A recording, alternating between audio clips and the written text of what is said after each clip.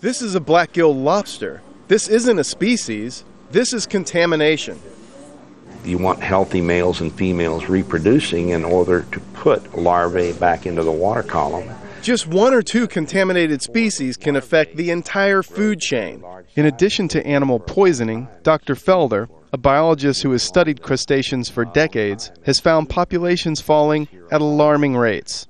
The species richness, which means the number of different kinds of things that live there, and the abundance of the individual ones that comprise the set, or the assemblage as we call it, are diminished.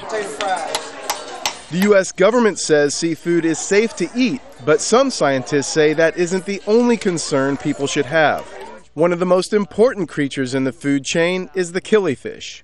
I can't think of a worse animal to knock out of the food chain than a killifish. They've got lower heart rate, they've got lower hatching success, and their hearts aren't forming properly, which, as you might imagine, might be kind of bad news for an animal when it grows up.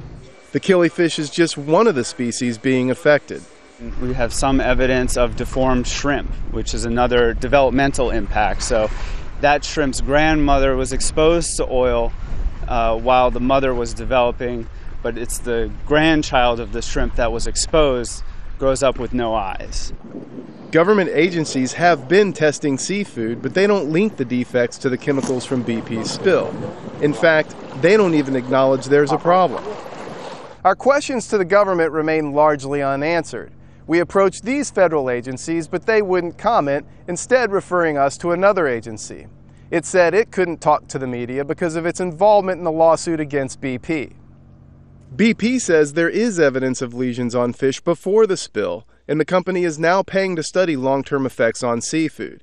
In a statement to Al Jazeera, the company said, "Seafood from the Gulf of Mexico is amongst the most tested in the world, and according to the FDA and NOAA, it's as safe now as it was before the accident." After the Exxon Valdez oil disaster in Alaska in 1989, it took 4 years for the full impacts of the spill to be known. Here, in the Gulf of Mexico, 2 years on, some scientists say the impacts are already clear. Dahr Jamail, Al Jazeera, New Orleans.